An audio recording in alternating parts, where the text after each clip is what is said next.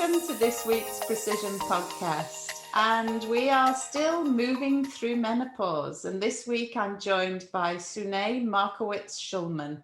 And Sune is a nutritional therapist. She's a mindfulness teacher and once upon a time was a fully trained chef. So we're in good hands, and Sune and I are both particularly interested in helping women on this journey through perimenopause and menopause. And I think that's so important, isn't it, Sune? Welcome. Thank you. Anyway. Thank you. Thank you for having me. So it's so important that we're not just waiting till everything grinds to a halt, and that this period of perimenopause is when, you know, there's so much change in our bodies going on, that some of us, you know, suffer challenges as a consequence of, and so how can we help people with this transition? I think I think one of the first things to start with is this education piece around making women in their 40s aware of what is happening or what will happen, because so many women that I speak to who are older or who are I'm in my mid-40s, are not even thinking about it yet. And the older woman would say, oh, I wish I knew this information 8 years ago, and I'm sure I wouldn't have struggled as much, or I would have known what's going on, and then I could have made some other choices, or I could have sought help. Yeah. So yeah, I think it's this education piece, first of all, that women should be aware that this is going to happen. And then also, if they're in the middle of it, to explain what is actually happening to them. And there's so much you can do Yeah. from, well, your whole life, but I think from 40 onwards, where generally, I know it's changing, but the majority of women have stopped having children, and it's almost like this golden 10 years where you really need to give it your all with lifestyle, nutrition, movement, all of those things to ensure that the transition is smoother. Yeah, I mean, I think that's right, isn't it? It's you looking back, things you wish you'd known, but not even that. Things you wish you'd realized there was something you could do something for.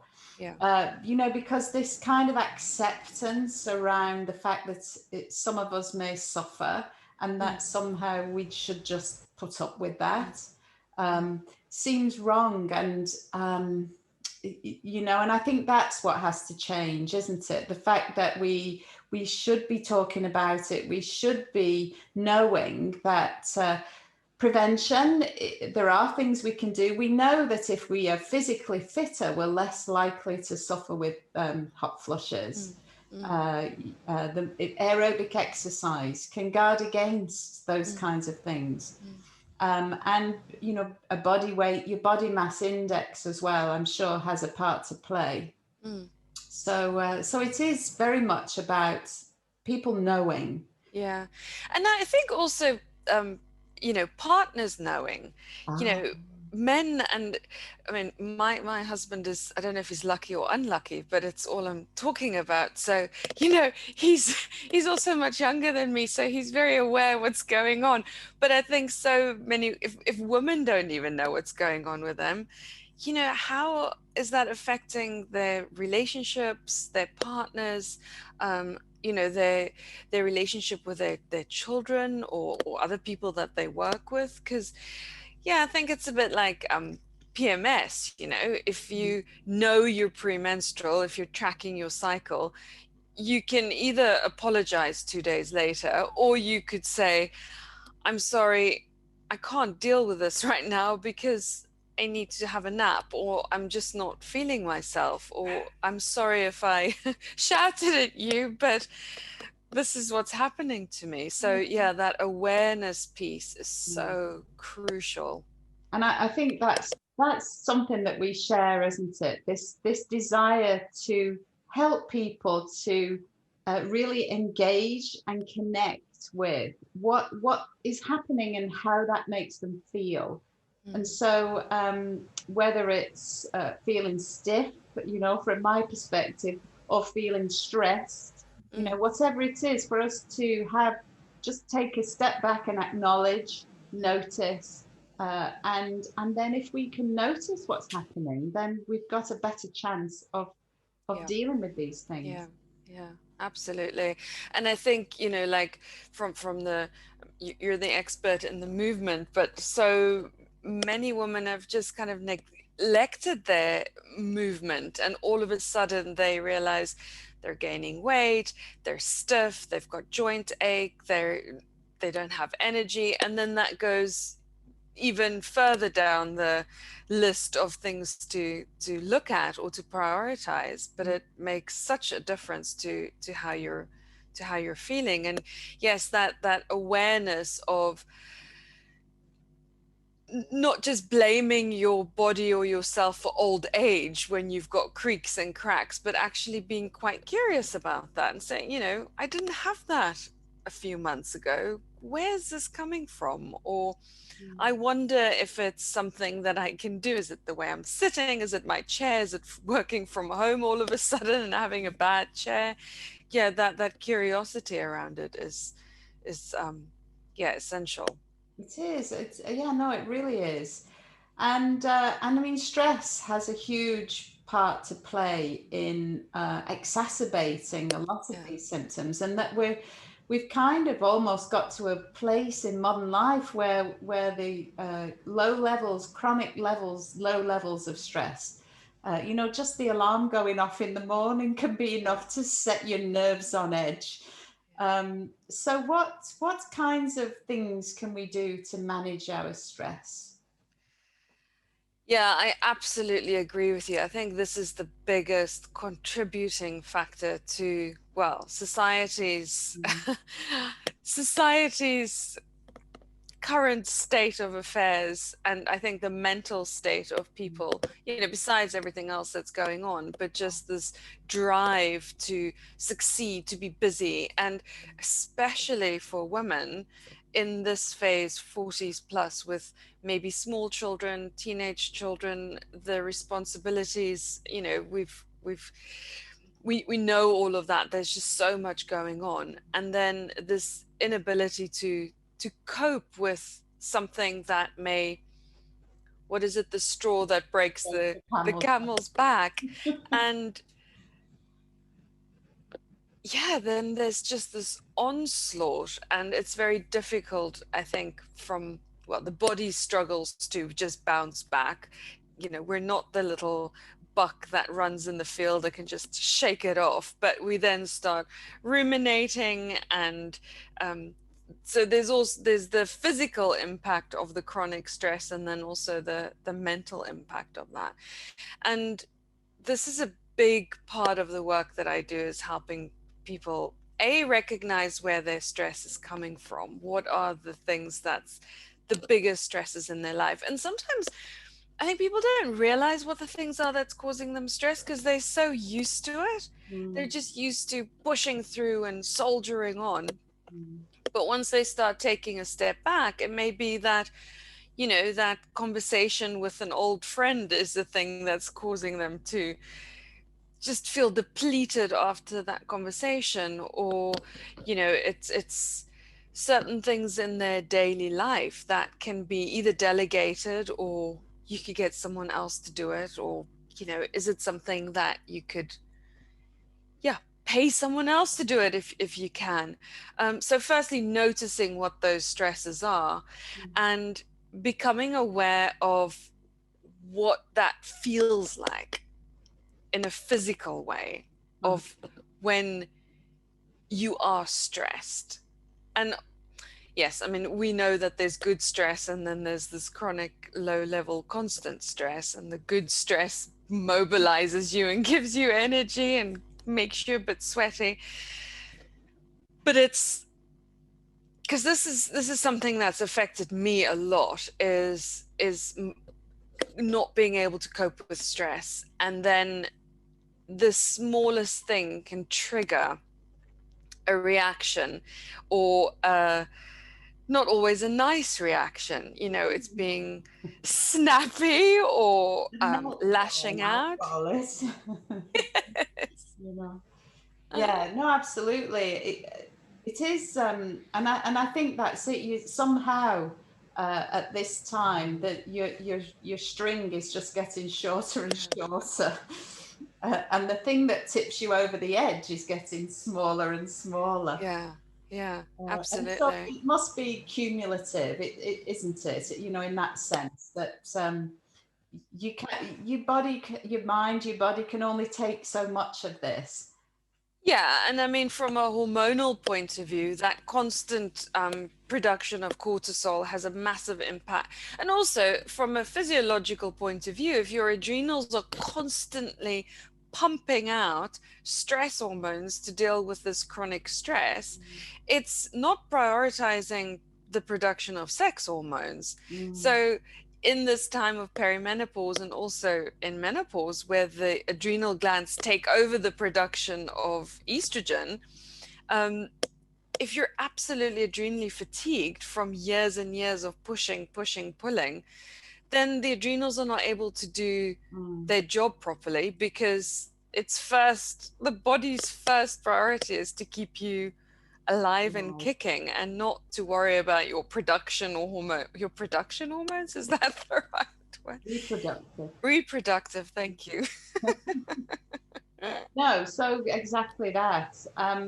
So you know, we notice, we know that we're stressed, we know that we're flying off the handle at the drop of a hat. Um, what really can we do? And certainly, you know, from my perspective, I tackle this from a movement point of view, and working with breath Mm, um, is really powerful. And you know, just taking a stroll in the fresh air yeah. with the sunshine, if there is any. I'm looking Mm. out the window. There is a Today's bit. good. Um, you know, that's going to go some way to address, Yeah, particularly if you get early morning exposure to daylight. That's yeah, going to help with our sleep hormones. If yeah. we're getting more sleep, then perhaps we're less stressed. Mm, But then there are other strategies, aren't there? The yeah, mindfulness kind of strategies that you work with. yeah, yeah. So I think I mean, obviously it's thousands of years worth of knowledge that and experience, but it's the main thing, I think, is to get out of our heads, and to stop the or to step off autopilot. Mm. So this constantly doing is, when you're in this doing mode and stuck in your head, that's when it's so easy to get triggered. And that's when it's so easy to, well, I mean, you're just not aware of what's going on in your mind. Mm. You're not aware of what the body is trying to telling you, or any feedback that the body is giving, because you're constantly in your head. So from a mindfulness point of view, yes, there's lots of so I do MBCT, which is mindfulness based cognitive therapy, which is the combination of mindfulness and CBT. So it is it's an 8-week curriculum that we teach, and over the 8 weeks you learn different tools and techniques to be able to deal with stress better, but also to really start understanding the workings of your mind, Mm. and bringing more awareness to the body.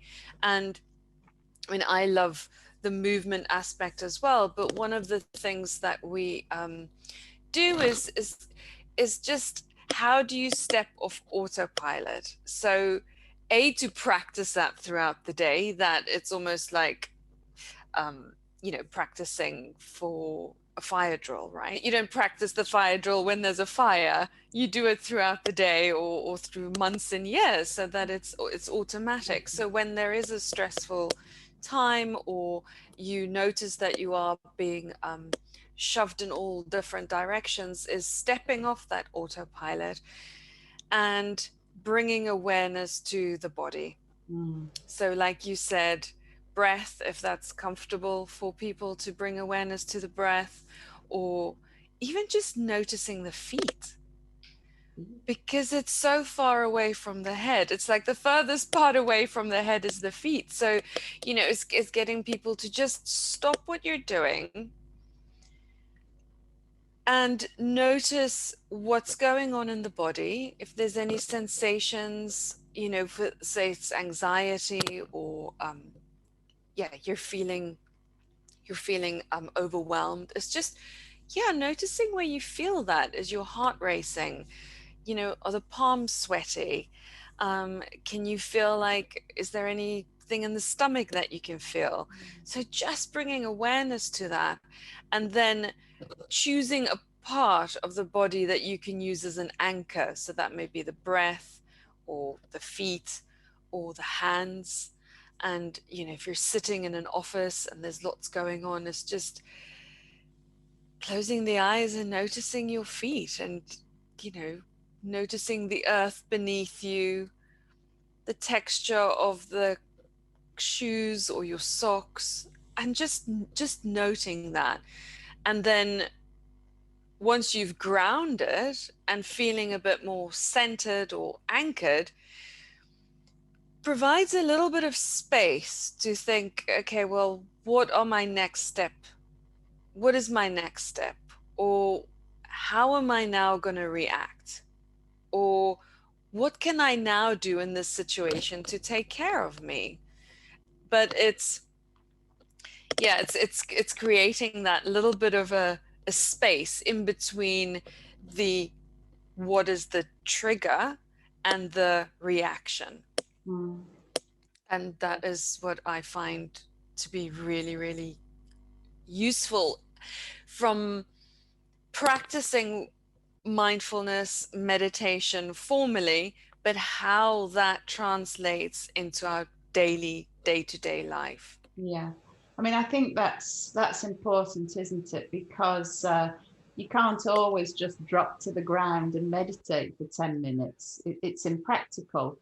But you can definitely be quiet and still and notice. And I must say, I noticed that I clench my fists without kind of realizing. And there is that interesting phenomenon that if you were not um, stressed or anxious, and then you did hold your fists tight for a long time, that would somehow create those the biochemistry Yeah. that contributes to those emotions. So it works both ways. So that if you notice there's an area, and it could, maybe even just clenching your toes inside your shoes or something, and carrying tension in muscles. And I definitely know that as a physiotherapist working with people that have issues, they come to the clinic and will be totally unaware that there is this increased muscle tension around characteristically the neck and shoulders very commonly, which contributes to the problems that people have. And yet we are so unaware of this. And so if you don't know it's happening to you, then how on earth can we make a change in that? So this bringing the awareness to what is happening then allows us an opportunity to change that, to change what is happening. And so in my small contribution. No, but it's absolutely like when you were just saying clenching your fists, we do a practice called 50-50 where it's 50% attention on my body and awareness of what I'm holding, and 50% awareness on you and paying attention to you. And as you were saying that, I was like, oh yes. And then as you were saying that, I was noticing how I was holding my hands a specific way, and maybe, tapping my finger, because, that's just what we do. But and just noticing that, and then you kind of just relax in the body and settle in. And that immediately, I can feel it right now, like it immediately slows down that that sympathetic nervous system, and just, it's okay, just calm that down immediately. Yeah. And I mean, I think this is so important that we have a set of tools that we, and the portable, that you can have them with you wherever you go. Um, uh, and to have that somehow can take the power out of a situation, can't it? Yeah, It's, yeah, you feel overwhelmed by something, but just having a little tool up your yeah, sleeve that you can pull out yeah, wherever you are, whatever's happening, discreetly, you yeah, know, yeah, then that's really, really can make a difference to how we cope with yeah, these situations, which are invariably going to arise yeah, before we get menopausal and after. So, yeah, these yeah. are tools that we can take with us for the duration. Now, I know that you're also a nutritionist, and am I saying that right? Yeah, I'm a nutritional therapist, That's so right. there's I knew there there's was slight something. differences. And so it's in terms of nutrition, we know that nutrition is so important. This is not new news. I think that there's lots of different ways of looking at it, however, and some of them are unhelpful. Mm, And I know the food industry, I could talk till the cows come home about how badly they treat us. And the fact that there's so much fake food around really is something that drives me to distraction. But anyway, we'll move away from that and and talk about bringing mindfulness into our eating habits, because I think this is something that can be very beneficial too, isn't it? yeah, absolutely. I mean, I also get angry at all of those. It is, yeah. Anyway, we'll save that for another day. But Yeah. I think, yeah, so I was quite angry at the whole, wellness industry for a long time, because nutrition almost borders a little bit on diet culture, where, the focus is very much on, for a lot of people, it's on weight loss. And yes, that's important if that is necessary, but there's so much else that's important as well. So of course the food that we eat is important. I mean, that's something most people agree on in the industry, is eat more plant-based food, eat a variety of food, and mostly whole food that is as close to its natural state as possible. But what I try not to do is vilify food. So to make food groups good or bad, and even allow, pleasurable foods that, if you like to eat a donut, then eat a donut. If you like having a Coca-Cola, drink the Coca-Cola, but this is where the difference comes in. And this is where the mindfulness aspect comes in for me, and I'm sure for you as well, from a body awareness point of view, is if you don't see that food as being off limits, you're allowed to have that. However, you enjoy it in a way that feels good. So eating the donut really slowly, and really savoring it, and chewing it, and noticing what the color is, what the sugar looks like on it, um, feeling the texture of it. And the chances are that if you eat that donut really slowly, you probably won't even finish it, because you'll notice how sweet it is. You'll notice, and this you can do to any food, right? And any meal is, what is the sensation in your mouth? How does it feel in your body after you've eaten it? Um, how do you feel from eating it an hour later, or the next day? If it's causing you bloatedness, if it's causing indigestion, that's your body giving you feedback on something that you ate. But you won't know that until you've paid attention to that. Mm. So it's not a case of just, you know, eat what you want, when you want, however you want, but paying attention to how that actually makes you feel and trusting that your body will tell you if it's not right for you. For instance, if you're eating loads of pasta with, let's just say pasta or bread, for instance, Mm. and if that doesn't sit well, if you feel bloated or if you feel uncomfortable, then listen to that. So next time, either have less of it, eat it slower and more mindfully, or Mm. maybe it's a completely different type of bread that you need, or maybe that doesn't suit your body. But what I teach my clients is that you're the expert of your body. Mm. I can give you the fundamentals of this is what a carbohydrate is, and this is what a protein is, and this is what a good balanced meal looks like.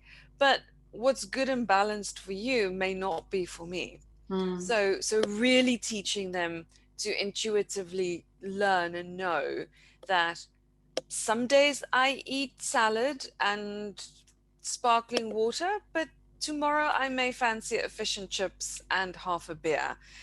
And that to me is a good balanced way of looking at it.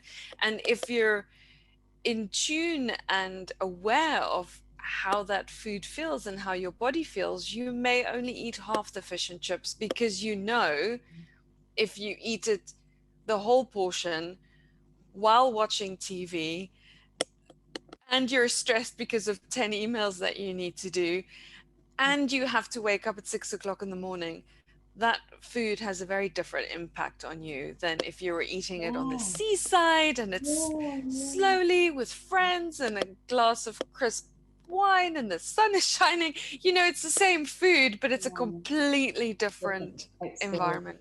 That's right. And so the same meal when you're on your holidays, Yeah, sitting in a relaxed fashion, yeah, may have a totally different yeah, impact than it does. yeah, Yeah, like you say, and that's fascinating, isn't it? And there's no doubt about it that you might be able to tackle something when you're on your holidays that normally would not be yeah. would be less than ideal. I think nutrition can become very stressful for people. And it's another thing to do and another thing to sort out. So I never say, let's clean out everything and throw away. And it's like, what are the one or two things you can add to your diet that will make a difference? And yeah, from a stress point of view, so many of us eat. I touched on it in front of the TV while looking at our phones, doing work, sitting in front of the computer, and your body will just not digest that food properly. So it doesn't matter if you're eating a macrobiotic diet with vegetables that grows only in the moonlight and sets in the sunshine or whatever that. It doesn't matter if you're eating that while you're so stressed. That food's going to do very little compared to even that. Fish and chips will be better if you're eating it in a relaxed environment than the best ingredients in Mm. a stressed physical state. Yeah, I mean, that's interesting, isn't it? If we think of that really, truly, eating at the desk, that's got to be one of the worst things we could even think of doing. And constant eating as well is the other thing that Western cultures try to persuade us is something that we should be doing. That we can't go more than a couple of hours without Yeah. consuming, and that we mustn't leave the house without a snack or a drink Snack. or something. I mean, I lived in hot countries, and I still didn't go running with water in my hand. I'd have a drink when I got back, but I don't think I was in danger of dehydrating. No. I really don't think we're in danger of that happening over here, or suddenly becoming at risk of going into starvation. So who's benefiting from that? I don't think it's us, is it really? This Mm, message that snacking is a good thing, and that nourishing the body in the broadest sense Mm. food is what we're trying to do, and giving it that the recognition. We sit at the table, we Yeah. turn off the technology, we, like you said, I mean, thinking of how it feels in your mouth and what Mm. it tastes of. I love that idea. Mm. I'm going to practice that more, definitely, for myself. um, Yeah. and then maybe experiencing what it feels like when you haven't eaten something for a little while. And what is your body, is it telling you it needs something to eat, or maybe it just needs a drink of water? And water, that's another thing, isn't it? What are we drinking? Absolutely. And Hydration, so important at this time as well, for us to remain hydrated. yeah. The tissues are drying out. They're trying to tell us something. They need a they need a drink. Yeah, no, absolutely. And I think if those foundations are, if you know what the foundations are of what consists of a varied, nutritious um, diet, then it's up to you. Yeah, that's the foundations, and then it's up to the individual, or for people like us, to teach people of, okay, now what do you do with that? So just because I say kale is good doesn't mean that you have to eat it by the bucket loads just because someone said it's good. Yeah. It is that, yeah, today having kale in your smoothie is absolutely fine, but maybe today I don't feel like it. And yeah, understanding what it feels like to actually really feel physically hungry and not eat because of emotional hunger. And that's another big part of the mindfulness part, is like, what when you get triggered and we don't like the emotions that we feel, and we don't like what is happening to us, we're looking for something to make that better. And that may be, or to get rid of the feelings, the sensations, the emotions that we're experiencing that feels too overwhelming. So we turn to food. It's emotional eating is a big thing. It's not necessarily a bad thing. It's a message. It's again a message of, you know dealing with stress, or finding something else, another way of dealing with that stress. But yeah, turning to food, be that because you get or be that food, or shopping, or sleeping, or doing anything in excess that is not beneficial to us. um, I think women are more inclined to seek out food for comfort, though, aren't yeah. they, than men? We're emotional beings, and we're looking Mm, for this something in food, and we yeah. find it in food quite often. Yeah. And that's a real difficult thing to unpick. I know I experienced that to a certain degree. So, what is there any particular tips that you could give us, perhaps? Well, I mean, I had a client recently when I started with working with her. She's a teacher, so she would come home and she would have dinner, which always sounds amazing because her mom's Turkish, but then go to her bedroom with a bottle of wine and a bag of popcorn. That was what she did most nights. Okay. So if I started working with her and just talk about all the food that's wrong, that will not get to any, that will not get us anywhere. So we had to kind of take a step back, take a step back, take a step back. What happens when you come home?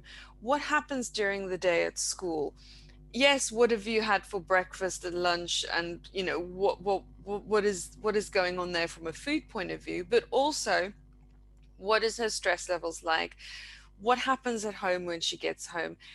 She's unhappy. She doesn't, her situation is not ideal. So what she did was, yeah, watch TV until 2 o'clock in the morning. She didn't even notice that it was because she was unhappy about certain stuff. She was really stressed at school. Also, she didn't have time to eat properly at school. So we had to kind of take a step back, take a step back, take a step back, and look at the really big picture. Now she knows she can go, okay, what is really going on here? What has happened? Did someone say something? What happened at school today? Am I 5 days before my period. Like, you know, what is the big picture of what's actually going on? So I think from a tip point of view, it would be, for me, it all comes back to awareness and curiosity, and that kindness and compassion of not just I'm wrong, I'm bad, you know, the blame, the guilt that goes with that, but yeah, taking those steps back and just giving yourself a bit of space and observing objectively what is actually going on. I think that fits with so many things, doesn't it? That we're doing without realizing. The brain functions on autopilot.